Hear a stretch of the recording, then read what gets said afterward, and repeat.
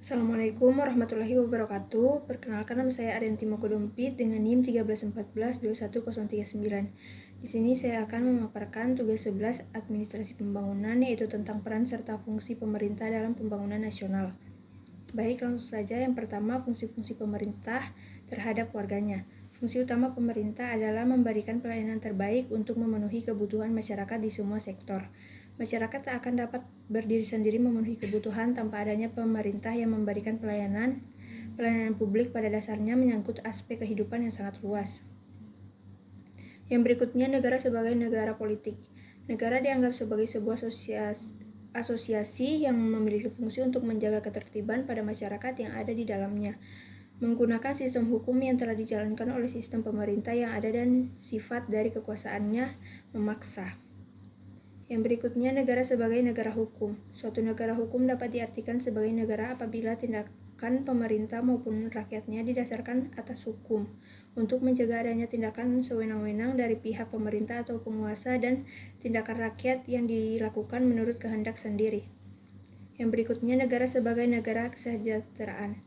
Negara kesejahteraan secara singkat didefinisikan sebagai suatu negara di mana pemerintah negara dianggap bertanggung jawab dalam menjamin standar kesejahteraan hidup minimum bagi setiap warga negaranya. Yang berikutnya, negara sebagai negara administratif. Administrasi negara termasuk bagian dari disiplin ilmu politik yang menjalani kajian tentang penentuan kebijaksanaan negara yang dilihat dari prosesnya. Dengan demikian, sebagian sebuah ilmu yang diproses dari kedua ilmu pengetahuan ini. Administrasi negara mempunyai dua macam syarat apabila jika dipahami.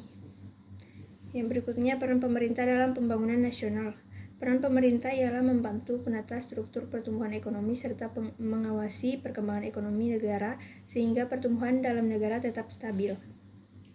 Yang berikutnya, peran selaku stabilator, yaitu dalam hal mewujudkan perubahan tidak berubah jadi gejolak sosial, apabila dapat berubah ancaman bagi keutuhan nasional serta kesatuan dan persatuan bangsa.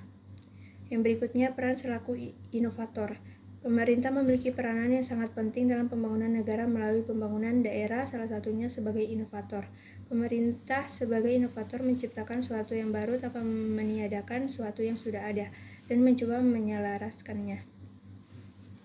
Yang berikutnya, peran selaku modernisator, bahwa pemerintah bertindak untuk mengantarkan masyarakat yang sedang membangun menuju modernisasi dan meninggalkan cara dan gaya hidup tradisional yang sudah tidak sesuai lagi dengan tata cara kehidupan modern.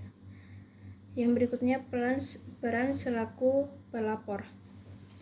Selaku pelapor, bahwa pemerintah tidak hanya menjalankan fungsi selaku perumusan kebijakan dan penyusunan rencana pembangunan saja, tetapi juga sebagai pelaksana pembangunan yang inovatif yang mampu memecahkan berbagai tantangan dan keterbatasan yang ada.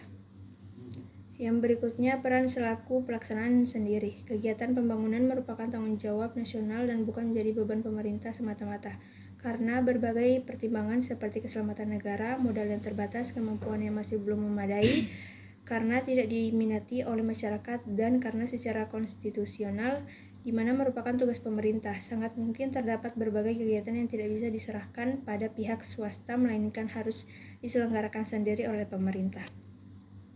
Baik, itulah pemaparan materi dari saya. Lebih dan kurangnya saya mohon maaf. Wabillahi taufiq wal hidayah. Wassalamualaikum warahmatullahi wabarakatuh.